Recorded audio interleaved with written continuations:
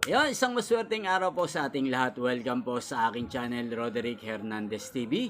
Kamusta po ang lahat? Ang lahat ng mga subscribers ko sa channel na to. Shoutout po sa inyo, lahat ng mga nanonood dito sa channel na to, lalong-lalo na dito sa Laguna. Shoutout po sa inyo.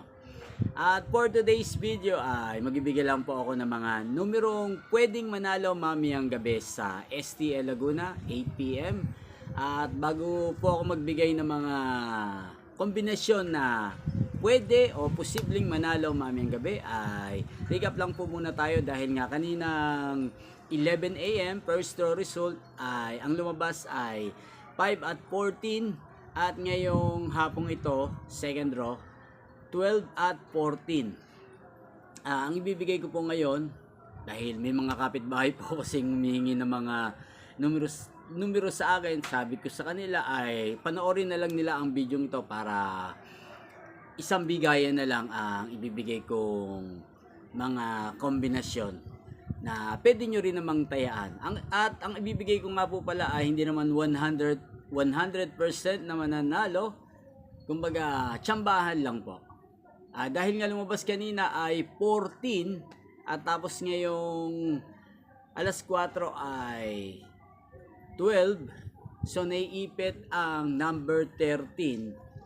Kung lalabas mamayang gabi ang 13, siguro ang magandang i-partner dyan ay number 20. Yan, unang kombinasyon ay 13 at 20. At ang pangalawang kombinasyon naman, kung pag-uusapan natin ay Pompiang, siguro ay Pompiang 5 dahil favorite number ko yung Pompiang 5. At ang pangatlong kombinasyon, kasi usap-usapan na rin ng mga kapitbahay ko dito ang Pompiang talaga.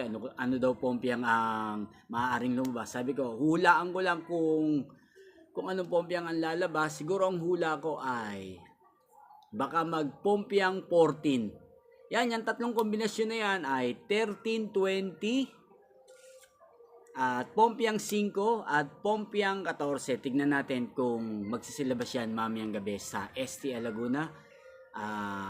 8 PM, third draw. Yan. Pwede nyo pong tayaan yung mga ibinigay kong yan.